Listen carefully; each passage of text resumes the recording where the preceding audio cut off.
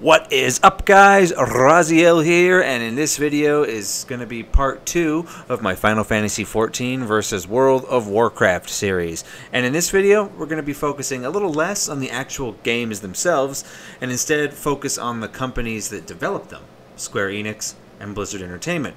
But before we do that, it's probably best if I give you a brief, in Raziel time, description or story of my own background involving these two companies and the games that they made that I played.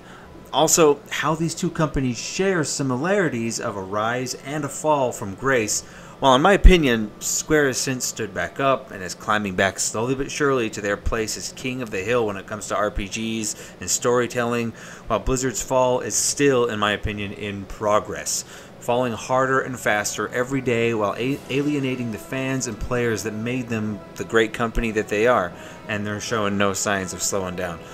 So strap in, little kiddies, it's fucking story time. I am Raziel.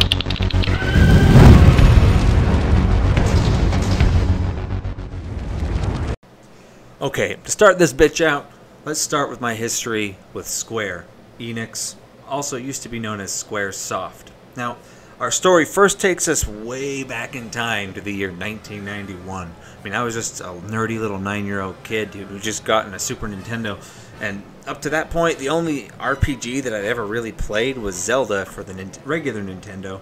And as we know, that game didn't really have a narrative. It was the first of its kind, and just being a guy with a sword killing things was enough for me. Then, my older brother had some friends sleep over at our house, and I was simply upset because, I mean, they were hogging the fucking Super Nintendo, and I wanted to play Super Goddamn Mario World. And then I became captivated watching what they were playing from the back of the room, and I didn't know I was there.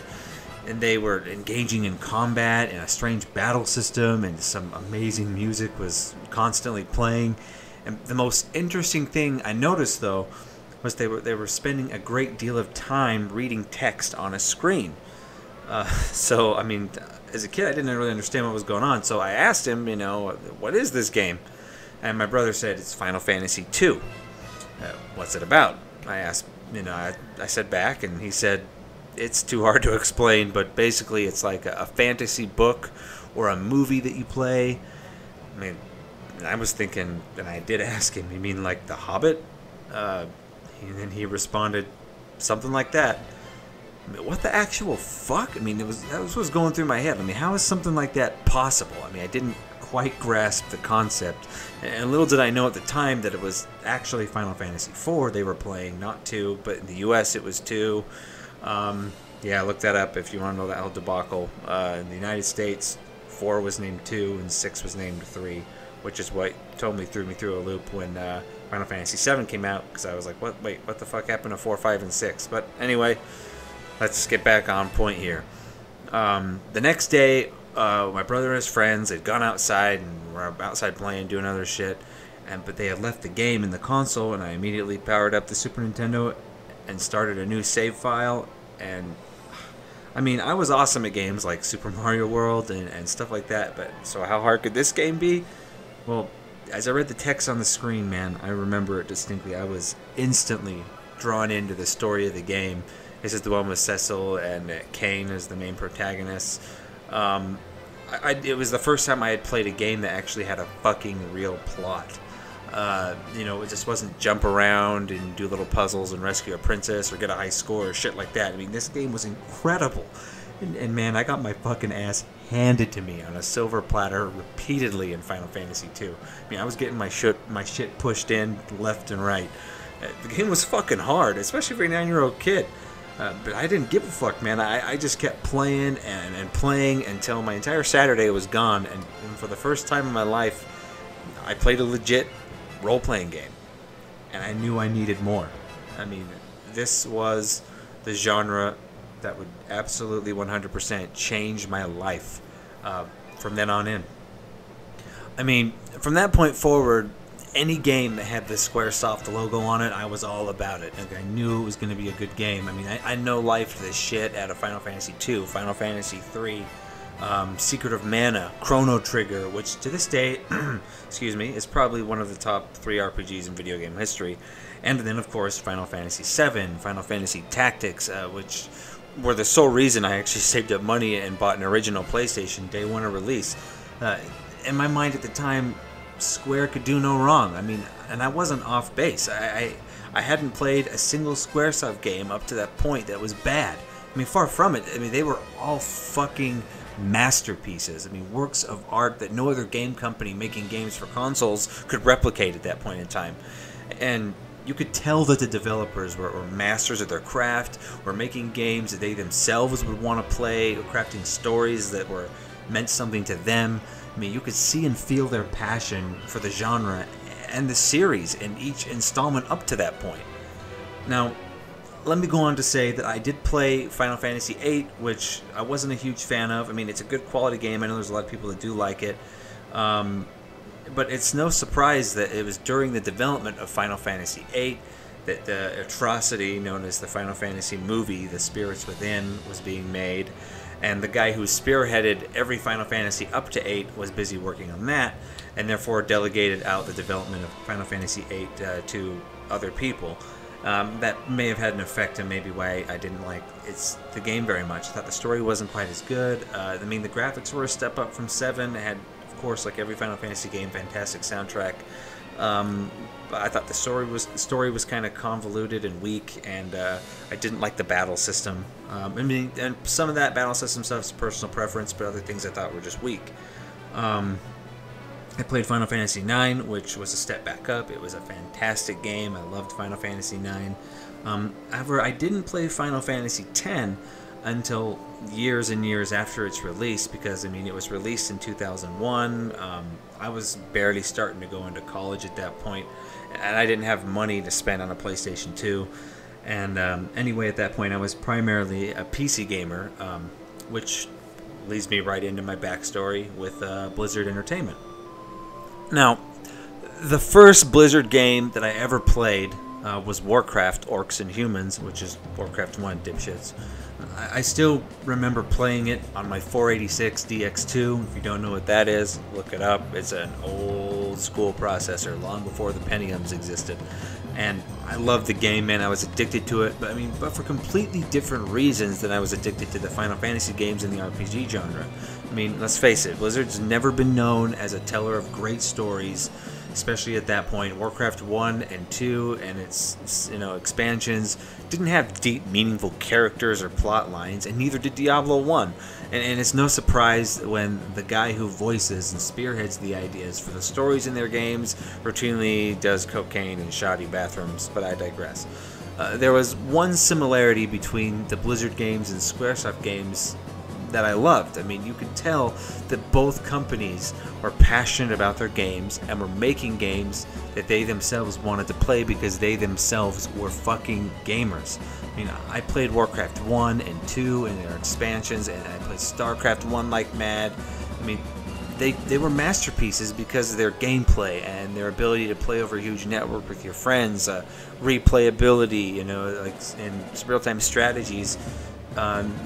No match is ever really 100% the same. And Diablo 1 wasn't any different. I mean, it didn't have a deep plot, like I said before, but it was dark and it was fun and it was first of its kind with dungeon crawlers, and the gameplay elements were immersive as fuck. It didn't matter that there wasn't a deep story going on. I mean, I still remember sitting with my cousin on his computer and playing in the dark. We were practically fucking pissing our pants when the butcher ran out with his, infamous fresh meat. And man, if it wasn't for Blizzard games, I probably wouldn't even have become a hardcore PC gamer. I wouldn't have spent hours learning how computers work and how to upgrade them and build them myself if it wasn't for StarCraft 1. Having a 486 DX2 and wanting to play it was a no-go. So I started doing research. Why couldn't I play it? Why couldn't my computer run it? Computers weren't like consoles, but they were upgradable. So I saved my money and I upgraded my first computer to an AMD K62 300 megahertz machine, which was the shit back then. And it literally changed my life. I mean, every computer I've had since, I built myself. I make it my business to keep up to date on all the latest hardware, software, and now, just like Final Fantasy X, I didn't play Warcraft 3 until years after its release, and the reason why was because I was now, at that point, late 1999, early 2000, I was played my first graphical MMORPG. Before that, I played MUDs, MUDs. If you don't know what those are, look it up. They're text-based MMOs. I got my hands on my first graphical MMO late '99. It was called Asheron's Call, and it was a sandbox game, as all MMOs were back then. And I really ate up so much of my time in my junior and my senior years of high school. I mean, I bought a second phone line so that I could be on the internet all day after school without losing connection because someone called. But I mean, we're getting a tad off track here. Let's go back to Squaresoft and Blizzard. At this point in time, late 90s, early 2000s, Squaresoft was kind of starting to fall apart a little bit. After the colossal failure that was the, Spirits Within movie, Square lost millions and millions of dollars. They had to be bailed out by Sony, and soon after that, Square's CEO stepped down and the company merged with Enix in 2003. A company that had no really good products of its own, but had a lot of money to make products, and Squaresoft became Square Enix, and they did all they could to regain what they had lost by lowering development costs and making spin-offs of their old games, such as, Final Fantasy VII Crisis Core, Final Fantasy X-2. They're even still doing Final Fantasy XIII-2. They didn't really recover, though, at all until they released a new IP, which personally I'm not into, but I know a lot of people are. I'm sure it's a great game. It's the Kingdom Hearts IP. So, as I saw this, I admit that I'd kind of lost interest in Square and Final Fantasy games. Not necessarily because I felt I was super burned by them at that point. I don't feel like there was one game that stood out that was really, really bad and they fucked up hard on, which made me not trust the company anymore, or anything like that. To this day, I still haven't played Final Fantasy XII, Final Fantasy X-2, 13, 13-2, or even the latest one, 15. Their style just doesn't appeal to me. They're more modern, less like medieval fantasy. To each their own. And besides, like I said before, I was too busy playing any MMO that I could get my hands on, and I was simultaneously during this time, late 90s, early 2000s, playing Diablo 2, StarCraft, and Warcraft 2. And that was, of course, until I started playing the extremely complex, unforgiving, and frustrating as fuck, but still fun game, Final Fantasy XI, which was the first Final Fantasy MMO that came out. And don't get me wrong, that game sure left a few holes in my fucking walls, because when you had a bad night, when you logged in as a level 25 and you log out at level fucking 22, fucking de-leveling bullshit.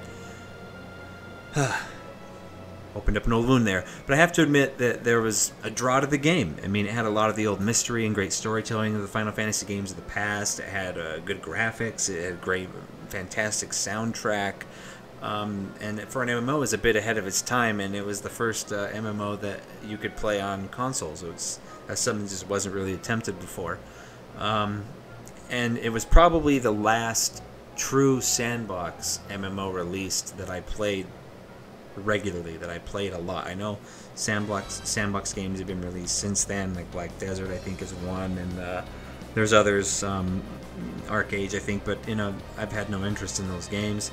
Now, all the while Blizzard was just an amazing company, and they had this juggernaut.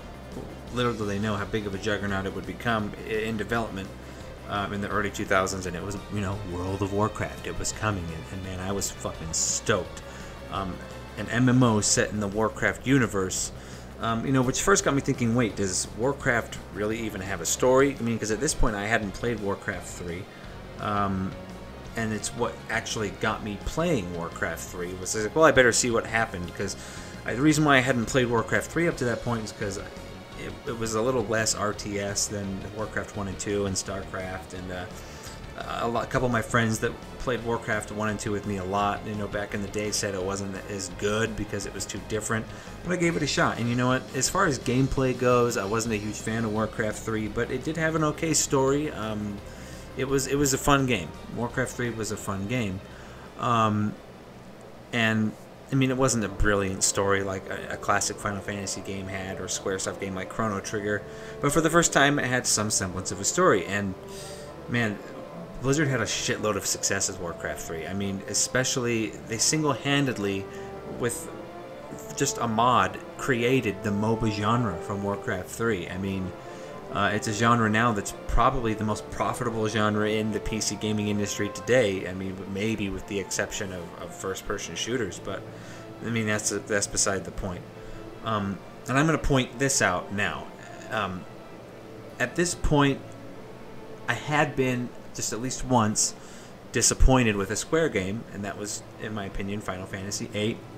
When I did go back and play 10, it was okay, but it didn't really, catch me like the other games had.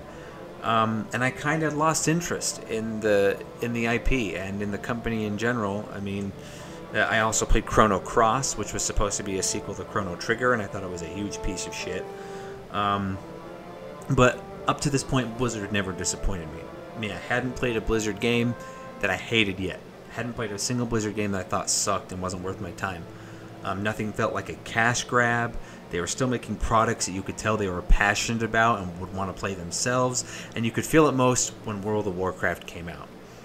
Vanilla WoW was quite literally mind-blowing, and even though World of Warcraft is known as the first of its kind in terms of being a theme park MMO, Vanilla and Burning Crusade kind of felt more like a sandbox to me, and I'll explain why. To buffer that, let's take off our rose-colored glasses and fanboy caps and take a real hard look at the original WoW and why I felt it was a more sandboxy to me. I mean, there was no real story or overarching big bad boss guy in Vanilla WoW. And it didn't matter. I mean, there were little stories in every zone and little remnants of Warcraft 3's arcs.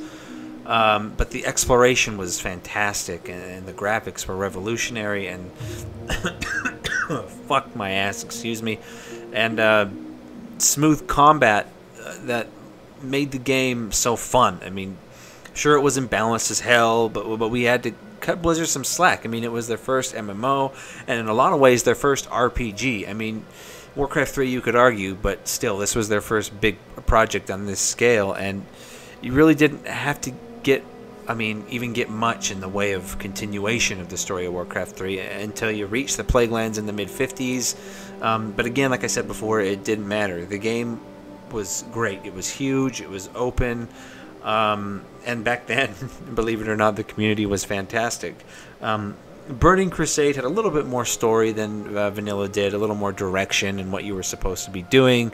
But it's still not what everyone focused on. I mean, very few people really know why we just, unless they read the novels or went and looked at the wiki site, know why we just decided to go through the Dark Portal at the beginning of Burning Crusade, and then just the one basic idea of kill Illidan because of Warcraft 3, kill Kel'Thas because Warcraft 3. But for me, it was like I want to go through the Dark Portal because in Warcraft 2, the expansion. You were in Draenor, the ruined Draenor, and I wanted to go there in an MMO and see it. So, as you can see, Warcraft, right from the get-go, was kind of riding on the coattails of Warcraft 2, Warcraft 1, Warcraft 3.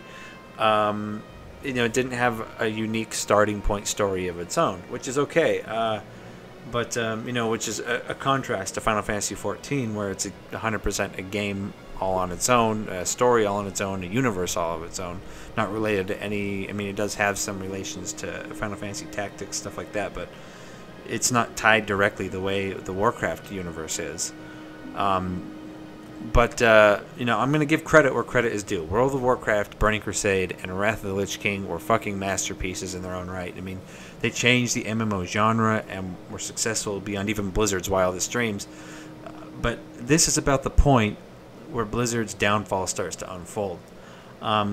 Blizzard had already lost key members of their company at this point when they lost Blizzard North in 2005.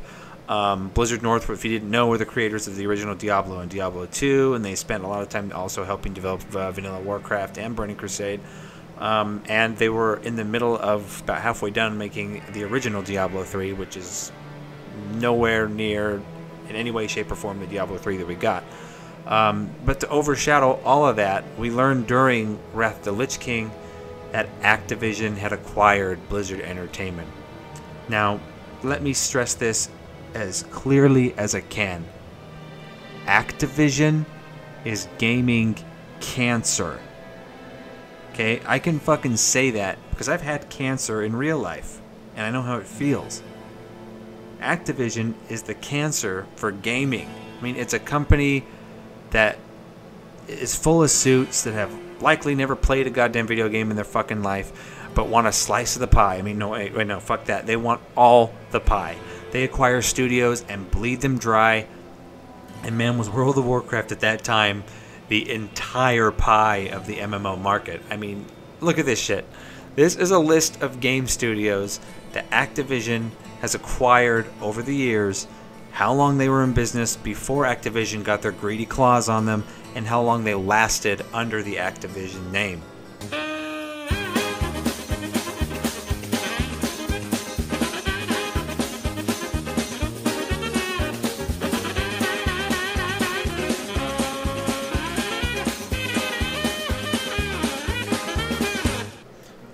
Okay, now if that doesn't convince you that they're cancer, then I don't know what will. Shit. Anyway, let's get back on track here. With each expansion that came out for World of Warcraft, or shit, even every new game that came out from Blizzard from the acquisition of Activision, over from the time that, you know, Activision acquired Blizzard, we start to see a steady pattern. The games and content got shittier, corners were cut, things were streamlined, made easier, put onto phone apps. I mean, the company put in less effort and made lower quality products and upped the pricing. Things like, you know, real money auction houses in Diablo 3 and in-game stores were running rampant. I mean, on top of the extreme content droughts that the games that were released, like especially WoW, were getting. And whenever someone would bring it up, I mean, we just get constant lies and excuses when confronted, you know, about all the problems and the lack of quality, which leads me to my next point.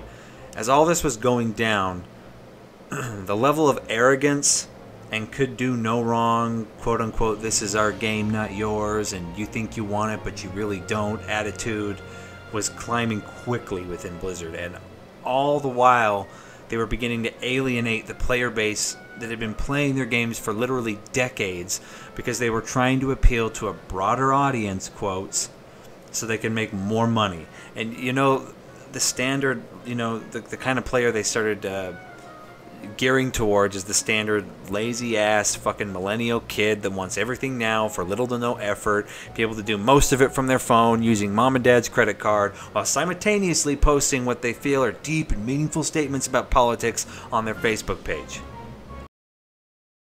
Seriously, I mean, fuck you. All you did was repost a shitty clickbait link from fucking BuzzFeed. Go kill yourself. Anyway, sorry about that rant. Back on task here. This is the key problem that I want to iterate here. Arrogance. This is a flaw and point that both Blizzard and Square had reached because of their success. It's also what caused their downfall, and it's also where one company broke free and did all they could to go back to their roots while the other sails blindly onward to their own destruction. And most of you probably know what I'm talking about. I'm talking about the initial release of Final Fantasy XIV, also known as 1.0. It was a fucking disaster. I mean, the game sucked ass from a straw, and it was torn apart by the reviewers and players everywhere, and rightfully so. In a later interview with Yoshi P, the now lead producer and developer of Final Fantasy XIV, the one that replaced the guy that was fired, the one that was in charge of the original Final Fantasy XIV, he was asked in an interview what he felt the primary reason Final Fantasy XIV 1.0 did so badly and sucked so hard. And he said, and you can look it up. I mean, fuck it, I'll post a clip of it right here. I asked from his perspective as a producer where he thought the game's problems were coming from. まあわかんない。これ広報にカットされるのかもしれないけど、クリスタルツールズって呼ばれるミドルウェアを全社で作ろうとしていたので、腕のいいプログラマーが全部そのチームに各ゲームラインから招集されて、そのメインプログラマーがみんないないっていう状態になってしまったので、どのプロジェクトもものすごい大変な時期だった。まあオリジナルの14がああなってしまった理由の一つでもあるかなとは思いますね。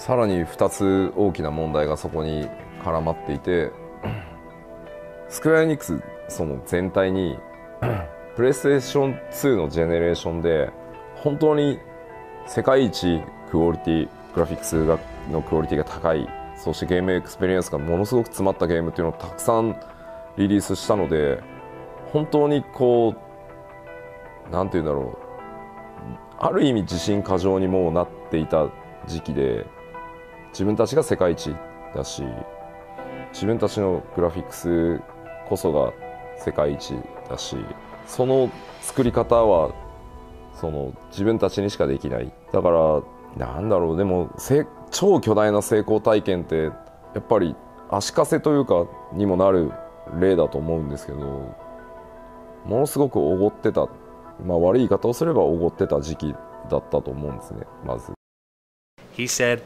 arrogance. He felt the company had become so arrogant with their success that they released a product that they knew couldn't live up to the Final Fantasy and Square standard, and that people would buy it simply because it was a Final Fantasy numbered title. And you know what? We all know Blizzard is guilty of this too. He said that they needed to go back to their roots and redesign the game from the ground up if they wanted to save it. Not just the game, but save the fucking genre. Because if they didn't do it, it would permanently damage the Final Fantasy IP beyond repair, and they owed it to their own fan base and to themselves to be better. And that's exactly what they did. I mean, they made constant improvements to the game at the same time while making a completely new game. I mean, and they publicly apologized to the fans, to the player base, offered refunds, huge incentives to players who stuck around during the 1.0 shit show and wanted to continue playing the new version.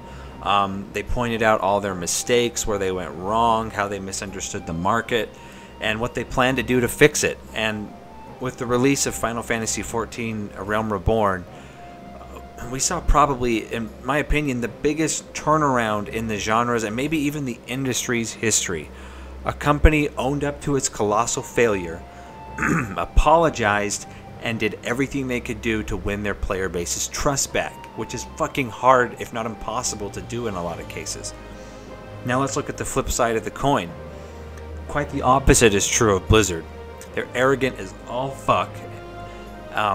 And in the past few years, we've seen many of their most talented and long-standing employees jump ship.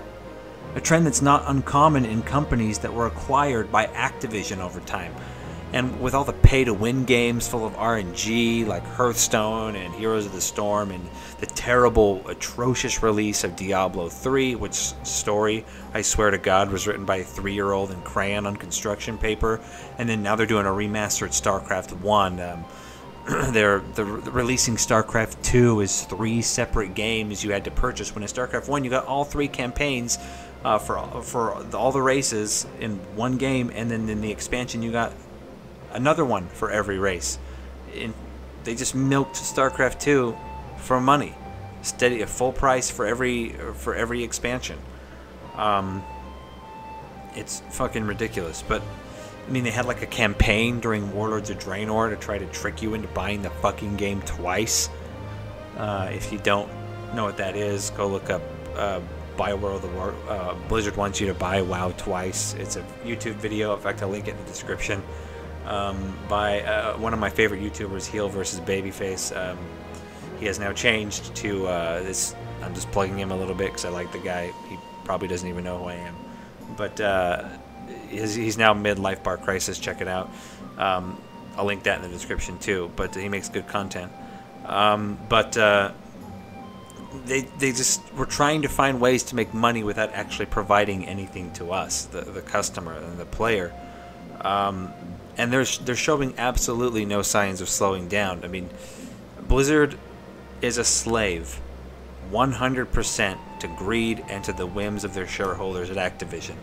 They no longer make games they want to play. It's no longer a game company run by gamers. It's an Activision money-making machine which is going to bleed out every cent it can until it's no longer profitable. I mean, sure, WoW's an old game.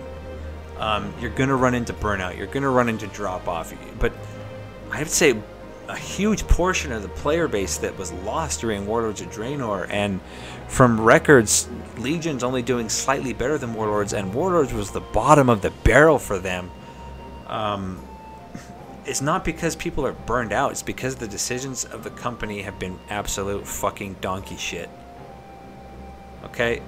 It's hard to argue. And, man, I just can't believe how awful it's become. That's the reason why World of Warcraft and Blizzard is in the state it's in. That's one of the reasons why I quit World of Warcraft and I actually avoid Blizzard games.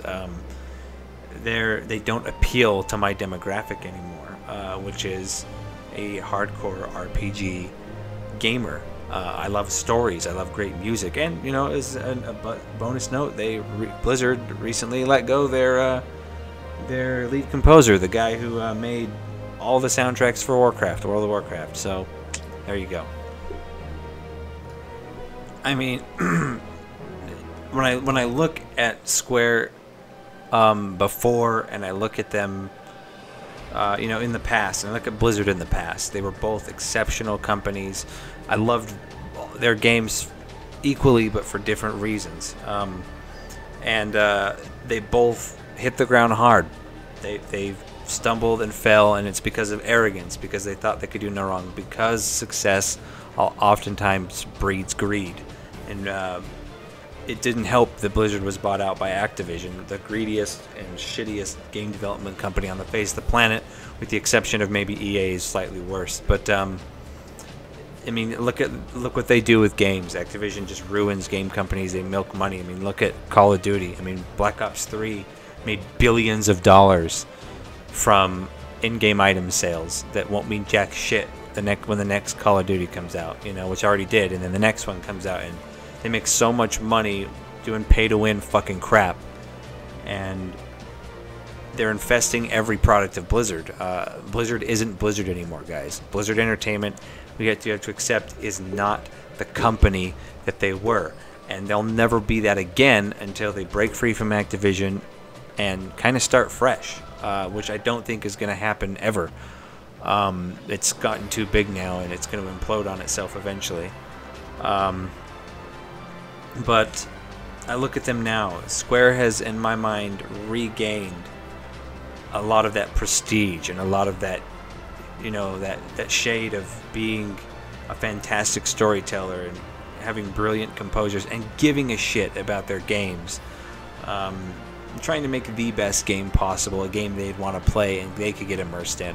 And I don't think that's what Blizzard is anymore, far from it. They want money, and they want it quick, and they want it with as little effort as possible, little development time as possible. That's just how I see them now, and it's hard to argue against that.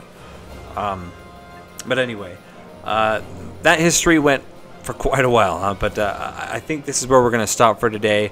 I think originally I planned this to be a one-part series. I mean, not a series at all, just a one video, and now I was like, I'm going to make it a two-part series, and it's now looking to be a 3 or possibly a 4, I doubt 4, but possibly a 3-part series, because I have quite a bit more to talk about as we delve even deeper into the Final Fantasy XIV versus WoW, and more importantly, Square versus Blizzard debate. So watch out for my next video. Hopefully it'll be next week. I'm sure, as you may know, these videos take a lot of time to edit, put together, but I could have gone right into some hardcore examples of comparisons between the companies, but I felt it was important to give you my history with the two companies, so you know where I'm coming from. So in the next video, you know what my perspective is, and in the next video we'll go into how their games have been handled, and you can see that I was an avid Blizzard fan, and I'm not just someone who wants to dump on Blizzard every chance I get for the sake of it. I really wish it wasn't the way it is. And I'm also not, like a hardcore Square fanboy. I'll call it out when they fuck up.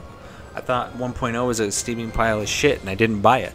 I haven't bought quite a few fantasy games because they just didn't interest me. I don't just buy, not like I was when I was a kid. I don't just buy the games because they have the Squaresoft logo on them, or Square Enix now. Yeah. So there's a reason behind my ire behind Blizzard and World of Warcraft, and it isn't just being burnt out on World of Warcraft. I mean, you know, I have opinions, and I'm sorry, this is the way this channel has always been. That's the way it's always going to be. So if you don't know what an opinion is, for all you politically correct fuckweeds out there, I know it's a foreign concept, but it's where someone shares something that is their personal belief, and if you don't agree with it, that's okay.